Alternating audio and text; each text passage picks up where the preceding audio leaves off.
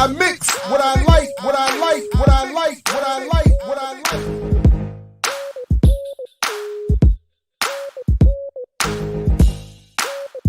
I mix what I like, what I like, what I like, what I like, what I like.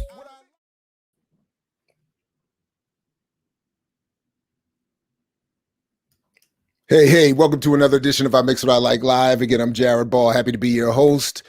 Please, again, make sure you're all checked in and subscribed at imixwhatilike.org so you don't miss anything beyond these live streams that I and my colleagues are doing. And of course, make sure you subscribe and sign up. And if you can, join the Black Power Media YouTube channel, which I'm sure by now many of you have seen has become the new name of what was formerly I Mix What I Like. But as we will announce more fully next week and with more detail and explanation, it is expanding into a broader collective beyond just I Mix What I Like. So the Black Power Media Collective is something that is at least worthy of some attention, if not some consideration, and if not some full-blown support and your membership. So at least just give that a shot, consider that. And again, on the 17th, the birthday of Dr. Huey P. Newton, we will be making another announcement again with much more. And of course, you can follow me at I Mix What I Like across all your relevant social media. Before we get to our next guest for today, there are a couple things I wanted to say. There's a reason I wanted to start with that quote from Fred Hampton, given so much is being said, at least nominally, about him with the new movie. We've been hosting conversations here with Fred Hampton Jr., my own review of the film with Rosa Clemente, and we're endeavoring to have more conversations, as it looks like, in fact, the niece of Mark Clark will be joining us sometime soon in the near future. So I'm very excited about that. She has been in contact after seeing the film and some of our discussion here, and would like to add some of her own thoughts and discussion of her uncle, who was also assassinated, although he was maybe not the target. So I guess you could say he was murdered. I don't know, but he was assassinated as part of the state-sponsored raid on December 4th, 1969, but is depicted very little in the film, The Judas Factor, and is often forgotten, frankly, or marginalized relative to Fred Hampton. So we're happy to have that discussion. So stick around for that as well. I wanted to say a couple things real quick before we get to our next guest. It's almost a segue, because all of this I think is a good segue as part of an introduction. And I want to shout out very quickly Brother Sean Blackman, who was on with Breakthrough News last night, as was I, as was Rosa, as was several others. But it was something that Sean said that piqued my attention, and I think I just wanted to quickly follow up on, which is really important and is increasingly, I think, already becoming a problem as it relates to this film. So as Sean pointed out in his discussion on Breakthrough News, which I, of course, encourage you to check out in full, he made a couple of points relative to the way popular media and commercial presses and mainstream scholars are already, looking to make use of this film. And that is the Judas, I keep wanting to say the Judas Factor, but of course that's Carl Evans' book, Judas and the Black Messiah. That is the film. And Sean pointed out that a number of mainstream outlets had already talked about this need to, as we were talking about here, he didn't use the word humanize, and I've forgotten. I didn't write down the word. That's my bad. But he talked about to basically humanize William O'Neill, to show him as a conflicted or struggling individual. And then Sean specifically pointed out a CNN piece apparently written by Professor Peniel Joseph, which I admit I did not see, did not read, but that Sean said did a lot of the same things that we were discussing here. And of course, given our own history and interaction, my own with Peniel, I'm not at all surprised. And I would encourage people to check out imixwhatilike.org. And, Peniel Joseph and I had a debate, almost, it's more than a decade now, about his redefinition of Black Power. I've also written a review there about his book Stokely, again, nominally supposed to be about Stokely Carmichael or Kwame Ture, and basically have argued that this man, that is Peniel Joseph, happily, willfully, wantingly reduces the most radical ideas, politics, movements, and people to a Democratic Party process that predicts, prefigures, even encourages people like Barack Obama. And then he argues that Barack Obama and folks like that are the logical extensions of people like Malcolm X and Kwame Ture. And that Kwame Ture, he said, of course, he always called him Stokely, and never dealt with the latter part of Toure's life in his book, and never even mentions Toure's own autobiography. But anyway, but what he does, he just, again, does that same kind of thing of taking these figures and reducing them to something that is palatable and acceptable to a commercial mainstream. And of course, what is also targeting a white affluent audience. So I'm not at all surprised that he would have done that. And I was very happy and, to have heard Sean Blackman bring that up. And I want to just highlight and echo that point, because then I was put on to what I saw just this morning. Rosa Clemente, was just pointed out a couple things to me, and one of them was that there is a new promotional campaign involving even some I saw it on Linda Sarsour's page, and she's known as a progressive, radical, woman activist. But on her page, she's got this promotional video from a company called Participant, which I'll continue to look into. We'll come back to another time, but is using people like DeRay McKesson in interviews with Lakeith Stansfield about the film, where again we're starting to see what Sean was pointing out in terms of the commercial press and Peniel Joseph is happening in terms of the again nominally known activist community, as and I think falsely associating themselves with the radical politics of Fred Hampton, the Panthers, and all of those associated ideas. We can come back and talk about this in more detail another time. Maybe do some more interviewing about it, but there's just no logical way one can look at the politics and career of DeRay McKesson and think that he is some sort of current or modern day representative of a Fred Hampton style politics. So to see him in interviews with the cast and presenting himself or being presented in such a way is part of the problem that I'm trying to get at in my own criticism of the film and in terms of popular culture and popular media in general. That is, there is this co-optive, of course, element that wants to project ourselves and our struggles back to us in a way that appeals and makes in a way that isn't unthreatening, that is not unthreatening or uncritically engaged way, or in a way that dumbs it down or softens it as much as possible. So to that end, and having also heard the soundtrack associated with the film, I think it is perfectly appropriate. And I wanted to say all that before I brought him up, because I don't want, he can speak for himself, but I didn't want to falsely associate any of those comments with our next guest, who is one of my favorite MCs, has been for a long time, coming out of Baton Rouge by way of Oklahoma, and someone I've been in touch with for a long time and listened to his music, and who I think has produced an album that should have been associated with a different film about Fred Hampton, and that is In Search of the Black Messiah. And of course, I'm talking about Marcel P. Black. Welcome to the program, my man. Good morning. It's good to see you. Good to see you as well, man. Good to see you as well. So I wanted to lay all that out before I brought you up, because I just wanted to make that quick point as a segue into talking about your work and your new album. But let me just start with the big broad question of what is In Search of the Black Messiah as an album? What are you trying to do with it? And is it in fact true that you were attempting to sort of preempt a sort of any sort of other soundtrack and attach what you were, were you trying to parallel the release of this with the film in any way, or to reference Fred Hampton?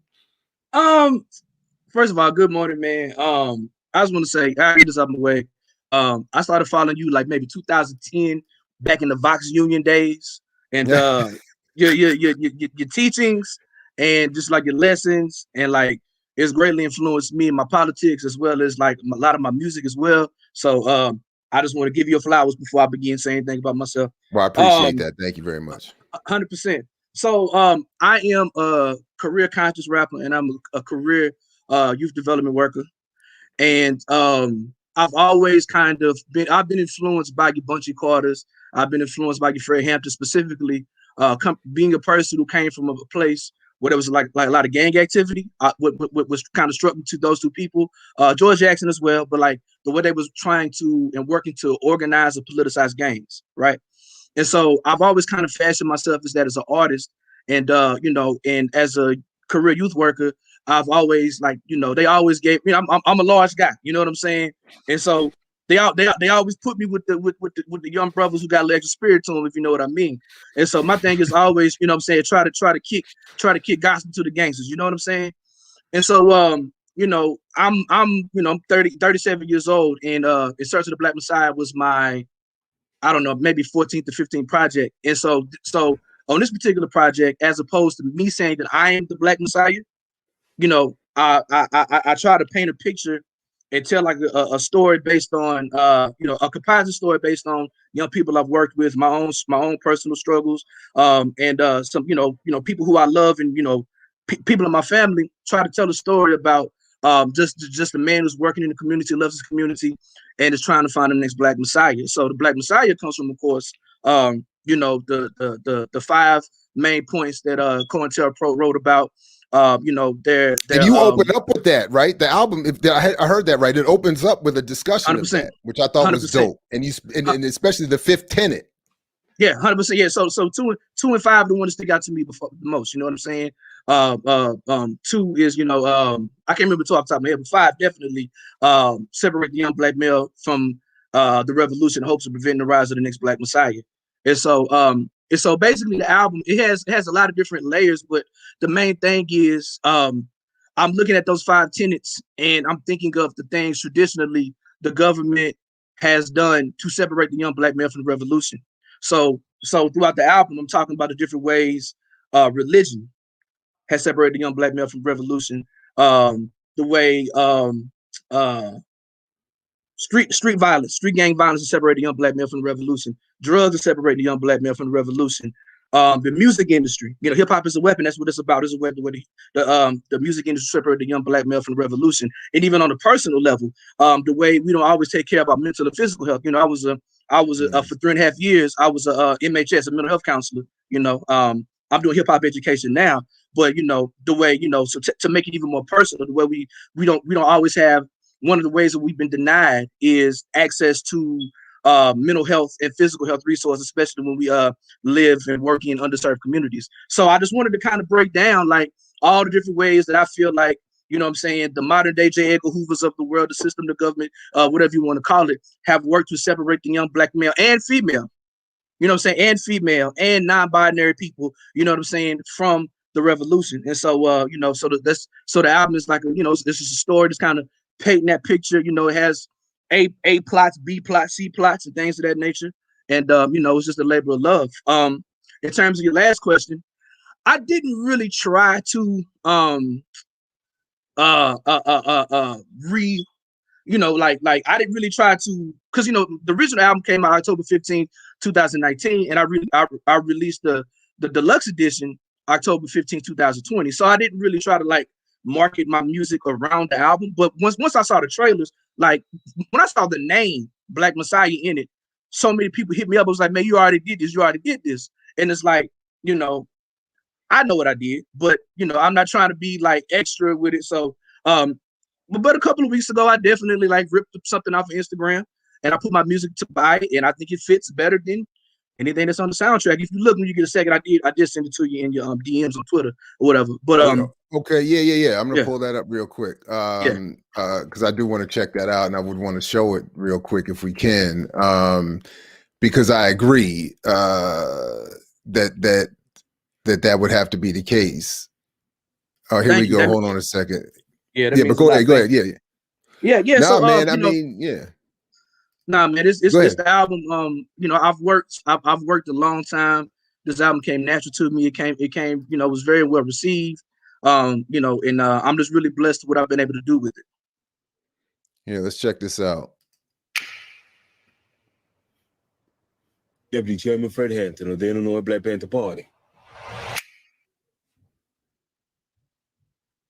You see, the problem is, man, nobody taking time out to look at these young brothers and sisters in these streets, man. We want to look to all the different politicians, man. Nobody coming to save us. We got to do this for us, man. So I'm at the point in my career, man, ain't about me. It's about these young boys, these young girls, you know what I'm saying? I'm gonna try to find the next Black Messiah every single day, from any circumstances. You know what I mean? These young people gonna be the ones who gonna take us into the future, man. Come on, bro. Oh, Lord. Somebody tell the town crier, God is in the building, return of the Black Messiah. Is in the building, return of the Black Messiah. It's imperative that we organize, man, and we educate these young brothers and sisters, man. It's imperative that we make sure they get all the opportunities that we never had, man. Somebody won the town crier. That's hot. Thank you, man. That's hot, man. Thank you, brother. Thank you. I appreciate that, man. Thank you. Yes, indeed. Yes, indeed. Yeah, that's what I'm talking about. That's what you know. In the whole album, if people, I will say, you just get a taste of it in that, I don't know, verse or whatever. But the whole album, it stays at that level or higher. You know what I mean? Like you, as I think the young folks say, you keep that energy. You know what I mean? Like it's there's no drop off. And real quick, man, I didn't catch this as I was listening to it. Is you got a feature here for Wordsworth? Is that the Wordsworth? The Wordsworth, man. Yeah. Wow. Yeah. Okay. I haven't heard from him in a minute. That's what's up. Yeah, no, he still put out incredible music, man. We met at a festival in Virginia in 2019. And we instantly linked up, and I brought him out to Baton Rouge to do a show. And when I was redoing the because originally the song that he was on, I sent it to Blueprint, I sent it to AC Alone, I sent it to Cesar Comanche. I'm a big super duper indie underground guy. You know what I'm saying? Like those artists who were like in they, you know what I'm saying, mid-40s, are the guys who raised me. You know what I'm saying? So I tried to get them on the record, I couldn't, so I didn't put it on the original album. But when I did the re-release, I'm like, man, I got this great boom bap record. I got, you know what I'm saying? It kind of got that feel. And like I said, Wordsworth and I have a relationship, and I sent it to him, and he sent it back to me within, you know what I'm saying, a couple of weeks. And so I've actually interviewed him on one of my podcasts, and we talked about it to death. But yeah, that is the Wordsworth, man. Well, tell us real quick about that podcast. Where do people find it? And I'll add a link to it in the description to this as well. Cool. So I have two podcasts. One as it pertains to the album, is called In Search of the Black Messiah Deconstructed. And basically I'm going song for song, and I'm breaking down every song. And I tried hard as I could to get every guest that I have on the album. So I do have the one words where I got different producers, I got different guests, and I'm just kind of going record for record, breaking down exactly what went into making the album. And I got to halfway through the album, then I had to kind of fall back because I had some family issues. I'm about to pick it back up. And then I have another podcast called the Really Out Here Podcast. Now this is more hip hop themed. It's for all the you know what I'm saying, independent hustlers, independent artists, kind of just telling war stories about what it's like being a DIY underground hip hop artist, you know what I'm saying, in 2021 or what have you. But both of them you can find at marcelpblack.com, or just go to my YouTube page, you know what I'm saying, Marcel P Black, on YouTube, and you can find both the In Search of the Black Messiah Deconstructed podcast, as well as the Really Out Here podcast. Right on. Okay, very good. And I mean, I'm just showing folks here, you got 18 tracks. I mean, this thing, I mean, it's and it stays, anyway, it just stays, you keep that same energy, as I was saying. I mean, so a lot of what you end up talking about on this project and in all your projects you mentioned already is this relationship that For instance, at least we do see referenced in the Judas film about Fred Hampton, where there's an attempt to build a relationship between these kinds of politics and so-called gangs or street organizations. Can you talk a little bit about what that's been like for you, where you are, and what that relationship has been like, or what that work looks like in 2021? That is trying to bridge that gap. I mean, even in that, was it the verse we just heard or one I was listening to earlier, where you actually talk about, in that one you just said, the greatest fear are these street organizations being organized. So can you talk a little bit about your work or your experience in that, or how, or why so much of that appears in your art? So it's weird because my father, God bless his soul, was a juvenile probation officer, right? And so even though he worked for the state in that capacity, he was always 100% about getting young people who might have made some bad decisions on the right track. So if they was adjudicated, they had a caseload, my dad did everything he could to make sure they didn't go to detention, that he would take the stand for them, to advocate for them. He would try to provide resources. He did like a lot of activism doing that and through the church. So even though I might have different leanings as it pertains to spirituality and leaning, I saw my parents do a lot of great work, via the church, as far as like, reaching out to young people. So I'm my only child, but my parents raised a whole bunch of other people's kids, you know what I'm saying? And so like, that was kind of the foundation for me even doing this. And as far as the gangs go, like I remember being like 9 or 10 years old and, being at the fair with my pops. And like I see, we getting, corn dogs or whatever. And like, you see like, we getting it. I see this group of cats with all blue rags around and walking up on us, and I'm scared for my life. You know what I'm saying? And my dad is probably the age I am now.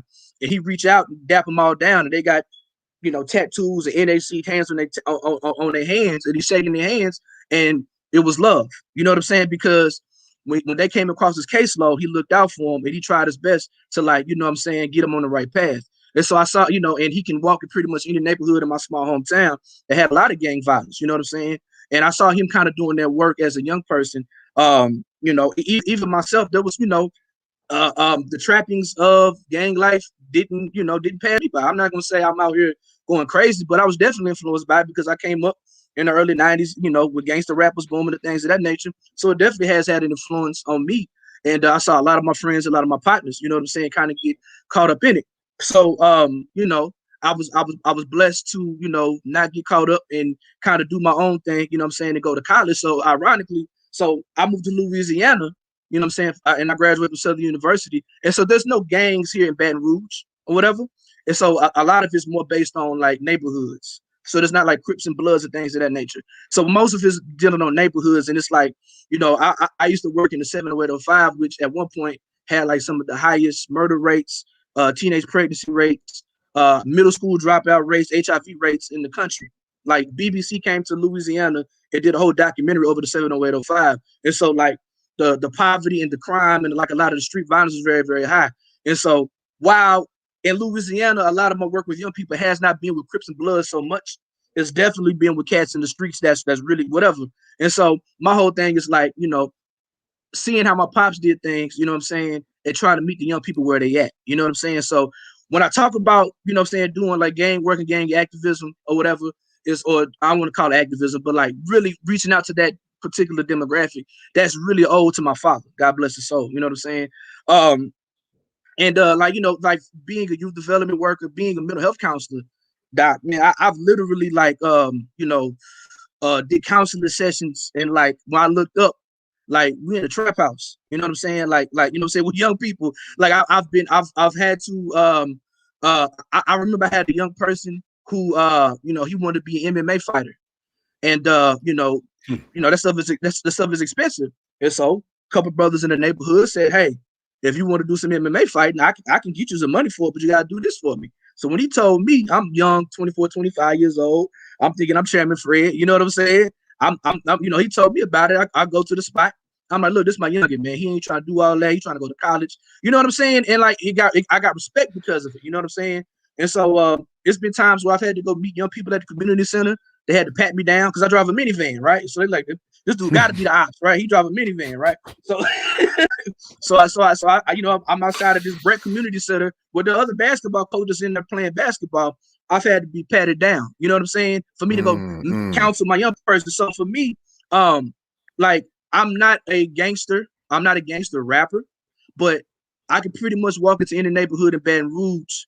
You know what I'm saying? I want to, because when I come through, a lot of the dudes in the streets, they know I'm there to work with the children. They know I'm there to, like, you know, like I always say, like, you know, everybody talk about, you know, selling dope to the mothers, but I'm the person who got to mentor their children. You know, the widow mothers, you know what I'm saying, or the orphan children. I'm the person who's there kind of doing the work with them, be it, you know what I'm saying, youth development, education, or mental health and things of that nature. And so, you know, and like I said, definitely drawing inspiration from your Bunchy Carters, from, you know, your George Jacksons and your Fred Hamptons and the things that they did to, like, this is like, I feel like, you know, if we're going to build our own nation, we need military, right? And what other better military do we need?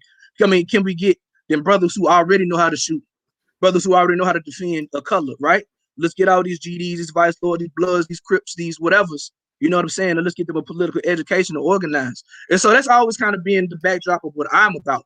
And, you know, just coming up in the tradition of, I guess you could say, like, your KRS Ones and your Ice Cubes, you know, kind of like the street, like the edge of the street, the power of street knowledge, you know what I'm saying? So kind of mixing the aggressiveness of gangster rap and street rap with, like, radical politics. You know what I'm saying? That's always kind of been, like, everybody calls me the Baton Rouge Killer Mike, which I'm cool with, you know, for the most part. That's my guy. I always get compared to him or whatever. Of course, some things we differ on, you know what I'm saying? And that's cool. Everybody has their own, you know, things that they personally go with. But, like, yeah, but just kind of falling into that mode with my work. You know what I'm saying? It's always kind of been my focal point. Yeah, okay, very good.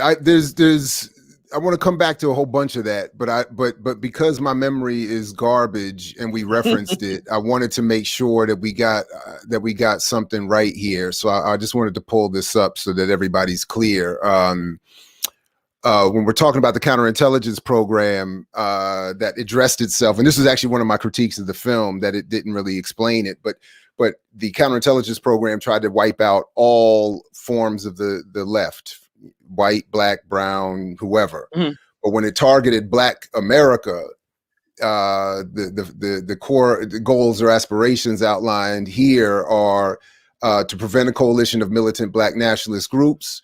The second one, to your point, is to prevent the rise of a messiah who would unify and electrify the militant Black nationalist movement, where they do mention Malcolm and Kwame Ture and Dr. King and others. The third one is to prevent violence on part of the Black nationalist groups. This is the primary importance and is, of course, a goal of our investigative activity. The fourth is to prevent militant Black nationalist groups and leaders from gaining respectability by discrediting them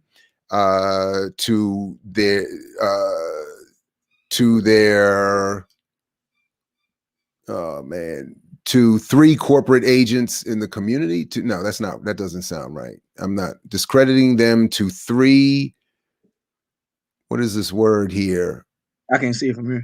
Yeah, I can't either. This I've blown up. It's too zoomed in. Anyway, whatever. But the fifth one is that showing up right on it? Let me make sure it's showing up. Yeah. The fifth one is to a final goal should be to prevent the long-range growth of militant Black nationalist organizations, especially among youth. Specific tactics to prevent these groups from converting young people must be developed. So I just wanted to very clearly outline, and that's why I've always thought it's important that the work that you and other artists like you are doing is done, because not only just younger than me, but being engaged in hip hop or anything that addresses itself to young people is important to try to combat that on some level. But anyway, but the question that I had next for you was just sort of that point when you're talking about Fred Hampton and George Jackson and whoever else.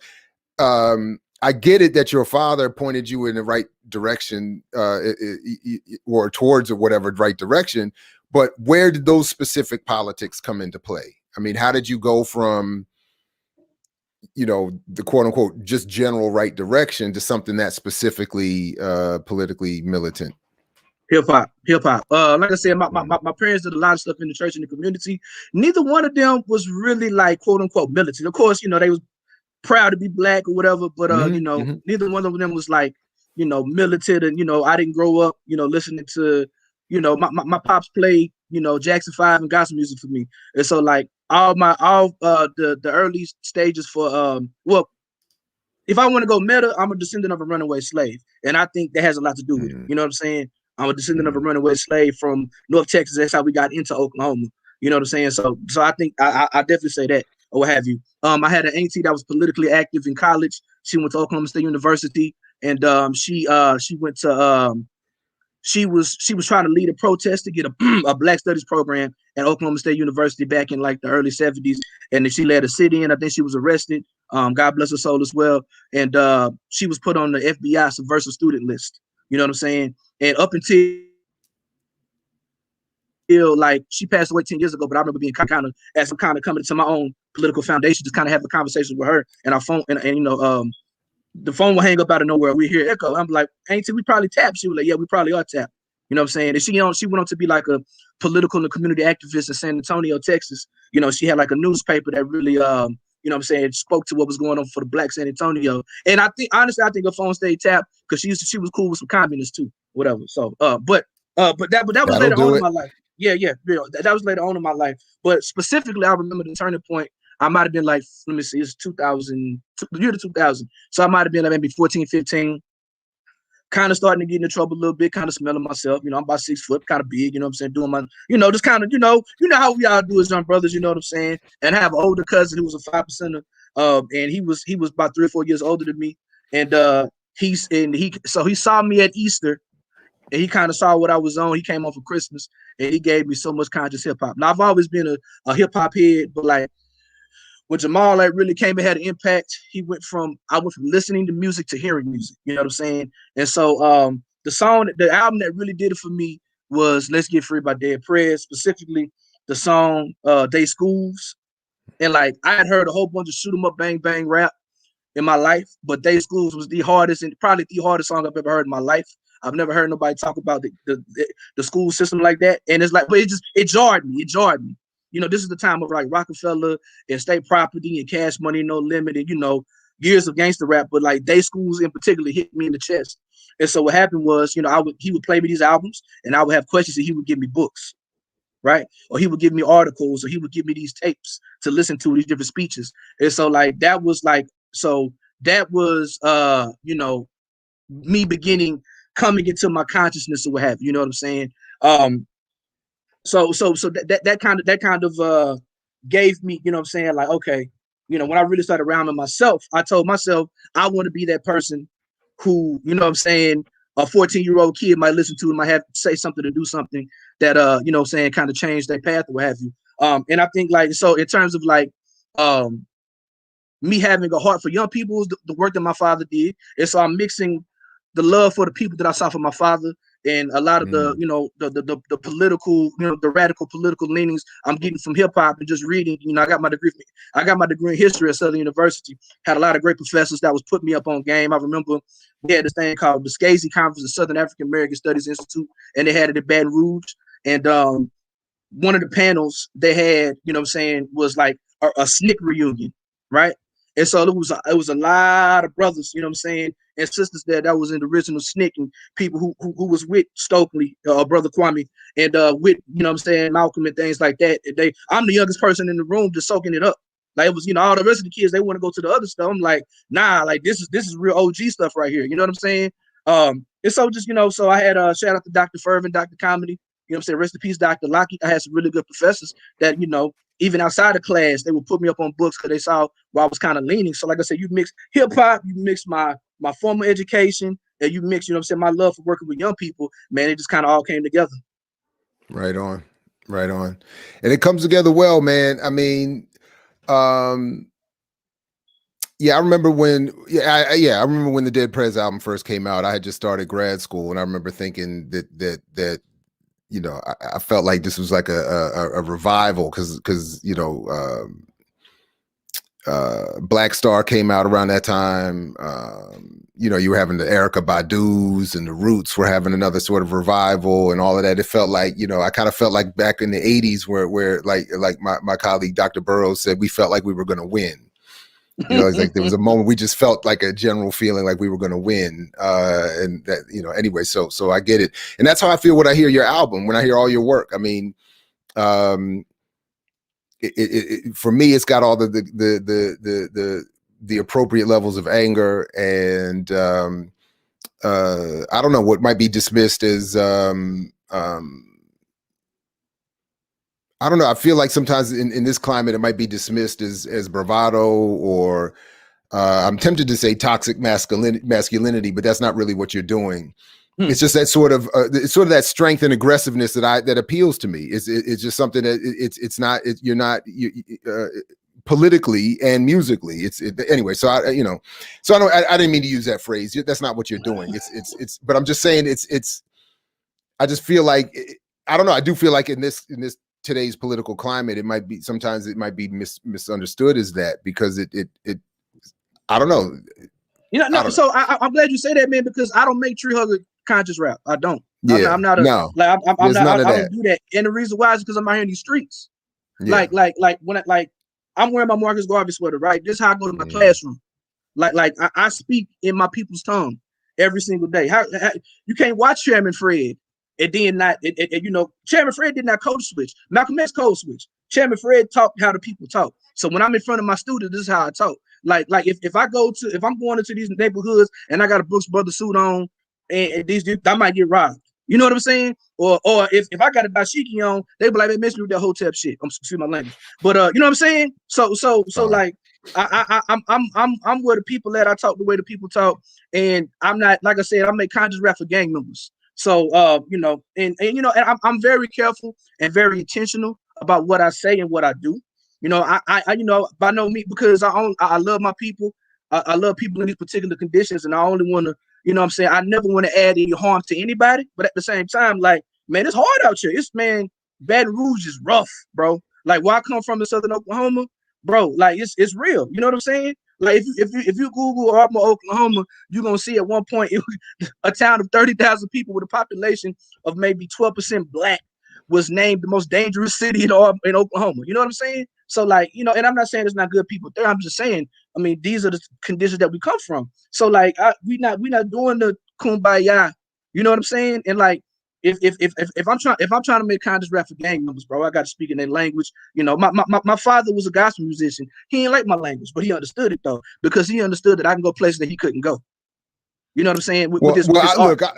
I mean, I'm in nobody's streets, especially at this point, and it speaks to me just as much. I mean, that's what I want. That's what I want. That's what I come up under. Like, you can't listen to, I've never heard a Bunchy Carter speech, but I've heard that how, like, they said he was a great orator, a good leader, and they said he was literally he was described as a badass nigga. You know what I'm saying? Like, I've never heard his voice, but I've read a lot about him. I've never heard George Jackson's voice, but I've read a lot about him. You know what I'm saying? You can't hear Malcolm, you can't hear Fred Hampton and be like about to be, soft and timid. So like, I take that as a compliment, man. Like I want this young dude on the streets who might only listen to Lil Boosie to hear Marcel P. Black and be like, if it's my approach that attracts him first, that's cool.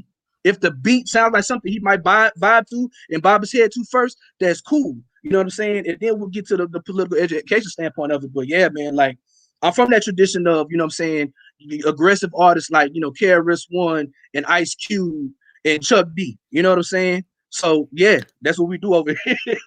Well, I just wanted to make sure people knew that there's many places, but one place for sure that you can hear George Jackson's voice is in the mixtape video that Bashi Rose and I put together a few years ago that I'm still very proud of. So it's right there at imixwhatilike.org, and people can go ahead and you can hear his voice and hear some good music and other artists of your similar politics commemorating him. So yeah, anyway, I just want to put in a shameless plug for that. because yeah, anyway, we should anyway, that's one voice you can still hear very, very relatively easily. So definitely, but I appreciate that very much. The points you're making. There's one other issue I wanted to get to before I go. I'm gonna go to the comments and chats and see if there's anything, and then if there's anything I haven't asked you about that you want us to talk about, please bring it up. But one thing I've noticed about you in your, particularly your public life or public presentation online, is that you come across as what I would describe as a hip hop purist. Outside of the politics, I see you checking people on their stage performance, on biting lyrics, on rhyming over, their tracks. I mean, and I really appreciate that. I'm like, I'm reminded that there's some still respect for the craft, that I'm not an MC or anything, but I've just always appreciated. So when I see you calling people, or at least not calling people out, but making these overt statements, like, if I go to your show, don't be rhyming over your vocals, you know what I'm saying? Your vocals. Like, I could put the tape in the car and stay home, you know what I'm saying? Or instead, if I come to see you perform. Anyway, talk a little bit about that, the craft and the performance and your respect for hip hop. So, wow. So, how am I gonna answer this? I had no idea that was gonna come up in this interview. Like, it's funny because, like, lately the rapping over vocal stuff has like, especially as a touring artist, I've become known for that just as much as my songs where I say fuck Donald Trump. So I take it though. I take it. I hate calling myself a purist because okay. I don't like calling myself a purist because I feel like a lot of people call themselves purists. They only think one kind of hip hop is hip hop, right? Okay. And I'm very sensitive about this being a Southerner, right? That's a good point. You know what I'm saying? Being a Southerner, because they said Outkast wasn't hip hop, right? One of the first major label conscious rap albums that people don't call a conscious rap album was Goody Mob Soul Food, and that's because if they was from New York City, they would have called that a conscious rap album. You know what I'm saying? No, absolutely. You're right. That's facts. So, right. So purists, and they was hating on them. You know what I'm saying? Because they didn't sound like Yo Sons, and so I can go off about that as well. Culture over everything is my motto, right? So be a black culture, be a hip hop culture. Like I said, being a son of a gospel musician, I saw my father sing these songs, and I saw him perform these songs, and I saw the way they had effect on people. So as an artist, it's something that I always wanted to do, and I love the craft of emceeing. I respect the craft of emceeing, and I want to encourage and empower young people to be the best MC that they can, because you can correct me if I'm wrong, one of the first permissions, you know what I'm saying, that enslaved Africans had during the peculiar institution was to be able to make music and sing. It could communicate, right? And so we sang and we spoke in a coded language as a conduit for freedom. And I see what I do, you know what I'm saying, specifically as a son of a gospel musician, but I see what I do as a hip hop artist, along that particular tradition, right? So I'm speaking to my people in a language that's not for everybody else, but for people who understand what I'm saying. And if we're going to say it, let's do it to where we can amplify it to the loudest, where it's not being co-opted for money, where it's not being co-opted to look cool or whatever. You know what I'm saying? And so I just feel like if you love your craft, then you should put as much as you possibly into your craft to where any given time they see you, it's going to be better than the next time, right? So you might have spit it dope in the studio, you might have recorded it in that particular take. But for me, I love being able to rhyme, and if I mess up, I could bust into another freestyle. I could do a call and response. I could do different vocal inflections, and it just makes better for me personally to get my message across. Like my superpower as an MC, as a performer, is to be able to pull at your heartstring. That's what I do, because I'm a church boy at heart. You know what I'm saying? So I get into that, definitely in that that Black missionary Baptist tradition. You know what I'm saying? Family was deacons and pastors and ministers and things of that nature. And so for me, I do the same as an MC. You know what I'm saying? So like you might see a minister, he might be going off of his prompt. And if the people ain't, you know what I'm saying, paying attention, that's when he start hooping to get people's attention or whatever. So for me as an MC, if I'm just kicking it regular and they not really got their hands up, okay, let me divert to this or what have you. And I just think that too many Black people care about what white people think about them in terms of hip hop, and so it's like, well, they don't care. We're just trying to get this money. They don't give a fuck about our culture. You know what I'm saying? Like we don't have enough ownership of our culture, and so therefore we don't set the cultural norms. So for me, as a black hip hopper, you know what I'm saying, as a person with this particular politics, and just as a person who loves the craft, you know what I'm saying, I just really make it. I really press it upon young people to be the best at what you do and let your voice be, you know, amplified in that particular way. And like, man, that shit whack. Like, you know what I'm saying? Like you know, and I like a lot of young people. They ain't grow up rapping in the mirror, you know what I'm saying? Would they, you know, watching music videos, or they didn't rap on the back of the bus or at the lunch table, like people from my generation did, right? Like some people, like they just go into their closet and make a song. And you know, so it's not even at the end, because of technology, which has its pros and its cons, you can put the song out to the world. And so, you know, now they go to perform, and the last time they said the song out loud was when they recorded it. And it sucks. It's not any good. You know what I'm saying? And so for me, like on top of, you know, what I don't like about rapping over vocals, I'm you know, I'm pro, you know, but the hip hop in me is like, okay, boom. Let's make sure that we go to the gym, we get our breath control up. Let's make sure we're not too drunk or too high on stage so we can get these bars off. Let's make sure we rehearse. You know what I'm saying? So it's a lot of stuff that goes into it. Of course, I definitely like to have fun and make fun of over vocal rappers, but at the same time, it's really about making really about making people better and respecting the legacy that comes with it. No, I just appreciate it when I would see that pop up on your Instagram or somewhere, and you know, it just it's saying, all over. It's all over. I'm the leader of the Stop Rap. You know, I created the phrase Red Roll Real MCs don't rap over vocals, and somehow I've become the leader of the movement. You know what I'm saying? You know, I've had to stop rapping over vocals. Then last year it was abolish over vocals rap.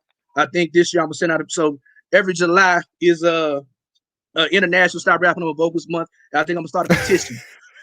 I'm gonna start a petition this year. I'm a little early here, tell you, but I'm gonna start a petition to get, you know, over vocal raps banned. So yeah, I definitely have fun with it. If Jay-Z couldn't kill auto-tune, hopefully you can kill this. Doc, you have no idea. You have no idea how many times that like people that performed on one of my stages, and well, I will be on the road. Everybody else is rapping over vocals. I don't.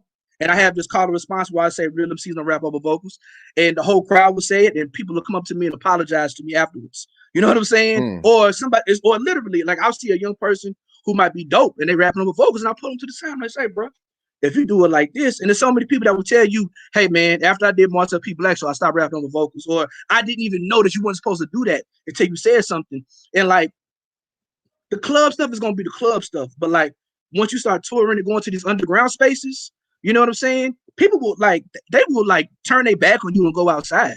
You know what I'm saying? So I feel like, you know, the war may not ever be over, but you know what I'm saying? I'm taking these battles as they come, and we're gonna fight to end over vocals rap until the struggle is over. I love it. But yeah, oh Lord, yeah. But sometimes just saying hold on, right? Or is it always oh Lord? Oh Lord. Okay, I could have sworn I heard hold on. Yeah. Nah, Lord, that's my times. Okay. Yeah. That's the call. Yeah. Let me just going through here to see if I missed anything. Listen, I mean, because we've gone through my list of questions. We're coming up on an hour, so I usually, you know, stop here, get a time check, and see if there's anything that I didn't invite you to say that you would want to say. Anything you want to let us know about. One thing easily I could ask about is, you know, who are some of these folks that end up performing with you that we need to know about? Oh, and by the way, real quick, yeah, No Name declined to be on the soundtrack, and we are endeavoring to have her on soon. It's a little more complicated than you know, what I think some people were assuming was happening with that. It wasn't that she was scared or just whatever. And when she gets here, she'll explain herself. And there's a couple other things that might be happening. And I will say, by the way, more broadly speaking, because as we're trying to do with this whole Black Power media piece anyway, beyond the importance of this wonderful show is that No Name, if you stay tuned to the platform, I think I can safely say that No Name and many others will be on the platform, on the channel, maybe in a variety of different ways. So over time. So anyway, stick around is what my point is, and check out the whole collective that we're building. But anyway, this question about who are you working with, or who are some folks that maybe we're not aware of as much as we should that you might want to highlight? Anybody in particular?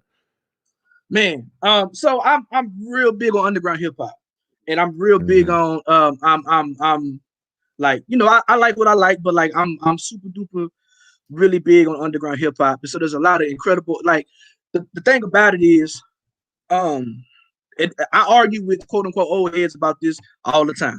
I argue with old heads about this all the time. The music that we love never left. It just went to a different medium. Like, and the thing about one of the pros about social media and like streaming is that we don't have to get up off our ass to go to the record store to find nothing no more. Everything. So for me, you know, yes, I complain about over vocal rappers, but you don't hear me complaining about Lil Yachty, because I'm gonna go put on some Bobby Sessions. The same fingers that I can go, you know what I'm saying, type, I don't like Lil Yachty, I can go type in Bobby Sessions, who's dropped 2 EPs and an incredible album, 29 years old, from Dallas, Texas, signed to Def Jam, who is making some black ass conscious rap. You know what I'm saying? You know, if we listen to what the brother Locksmith is doing out in the Bay Area, you know what I'm saying? My mentor, Truth Universal from New Orleans, Louisiana, you know what I'm saying? Who I probably wouldn't be here because he actually, you know, we're probably the only 2 conscious rappers from Louisiana. You know what I'm saying? But I couldn't walk in these. I'm standing on his shoulders every single time I rhyme. You understand what I'm saying? So there's a lot of dope underground hip hop. There's a lot of conscious hip hop out there. Brother Bamboo, Filipino dude, probably got some of the most far left radical politics, you know what I'm saying, articulating this hip hop. And I love it. I've been trying to do a record with him. You know what I'm saying? Man, if you want to ask me, I'd be able to tell you quick. Who else am I listening to? I love Brother Ali. I love the things that they're talking about. So it's a lot of good hip hop out there. But we just got to look outside of the mainstream. And you know what I'm saying? Absolutely. You know, and you know, yeah, out of that capitalistic white gaze, you know what I'm saying? To really find it. Fifth Child, Brother Tef Poe. That's my guy. We got records together. You know what I'm saying? Brother T-Dub is Bunchy Carter, in my opinion. You know what I'm saying? Literally a 60s Crip who went back into his neighborhood, became politicized, is bringing together other gangs to start A&G, and they do real community work, and they really, you know what I'm saying, they from these sets, they're not harming their people. You know what I'm saying? So these are Brother Fifth Child out of Jackson, Mississippi.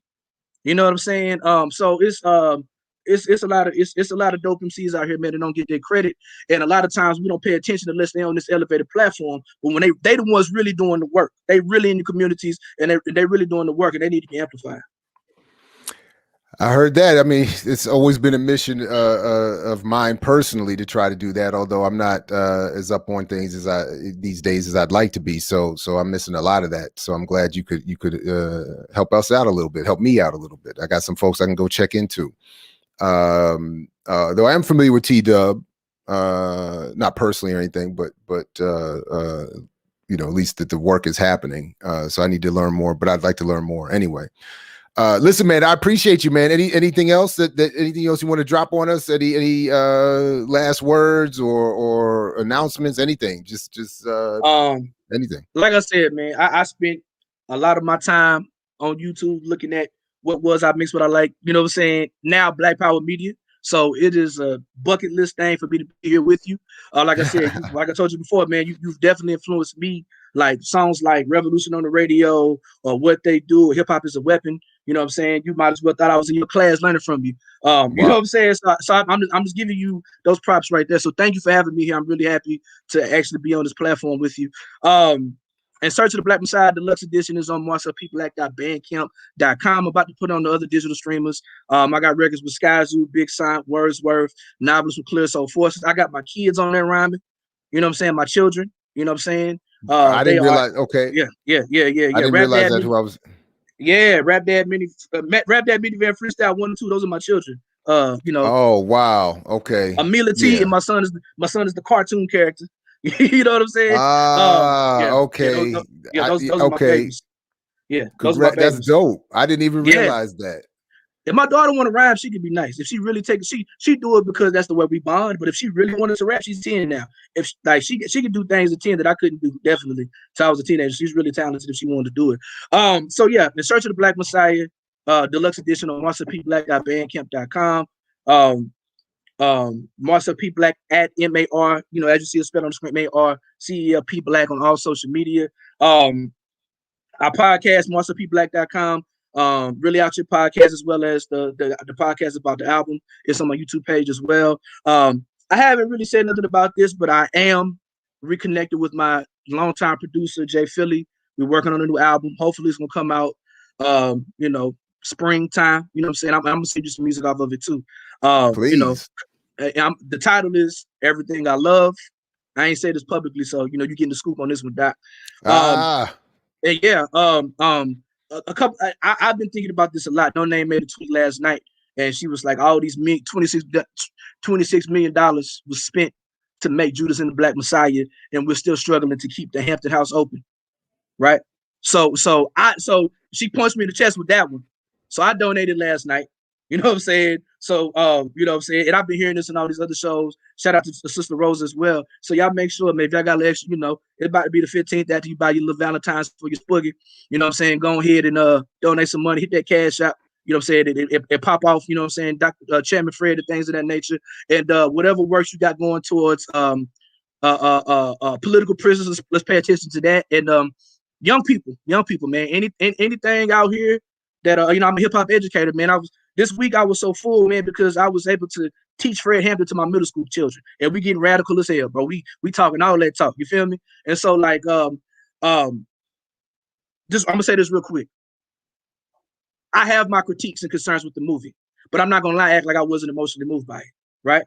And if you're a young person, if you have a young person watching this movie, watch the movie and let's make sure that we are taking this time to build with these young people, because they're interested in it. They got these questions. They want to know. Like these children aren't as hard to radicalize, not even radicalize, right? But these children aren't as hard to like really put up on this information. You know what I'm saying? Than us. You know what I mean? Then we think they just ignorant, don't want to hear nothing. Nah, like they really are interested in learning about this stuff. So, I'm always bring it back to the babies because that's where it started for me. You know what I'm saying? So let's make sure that. But see, this is my point, though. And this is the point that I keep getting so amped about. That and even where I started, what I said at the beginning, that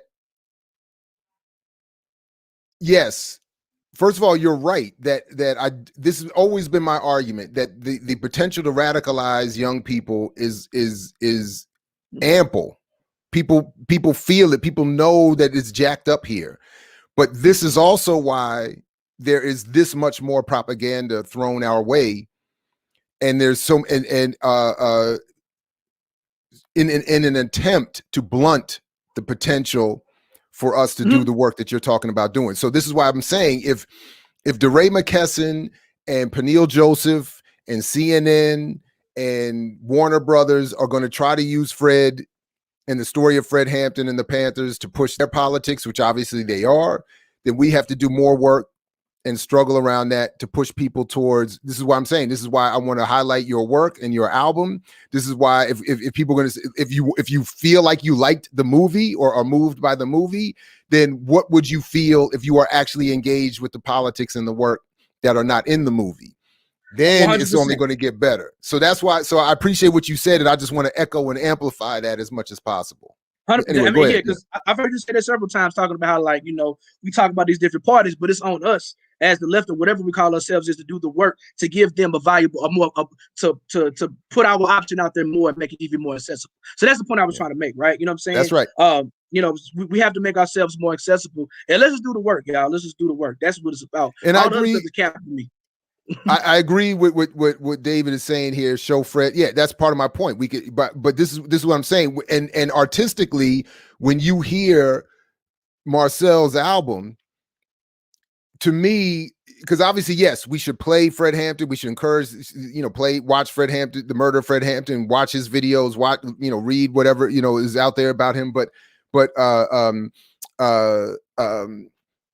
I think artistically, what you and others like you are doing, and certainly what you've done with this album is produce.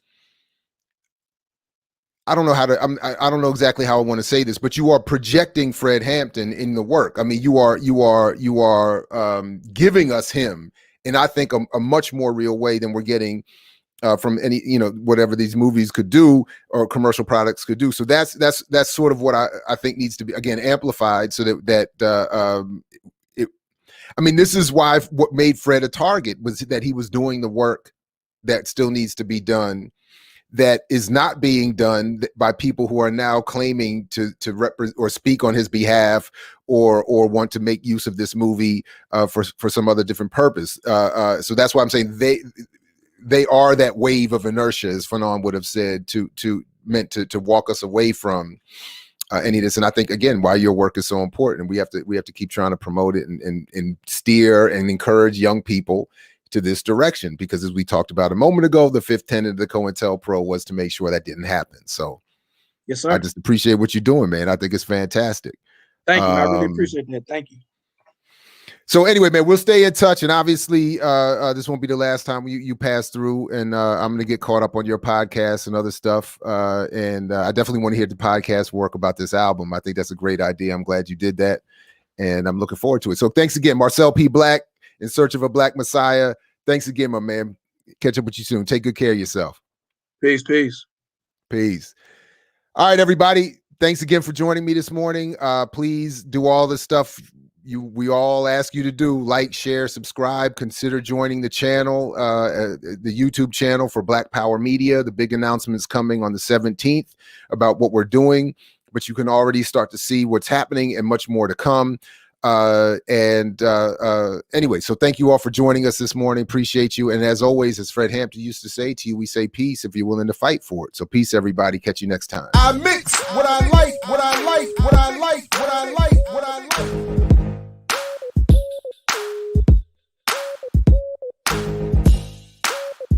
I mix what I like, what I like, what I like.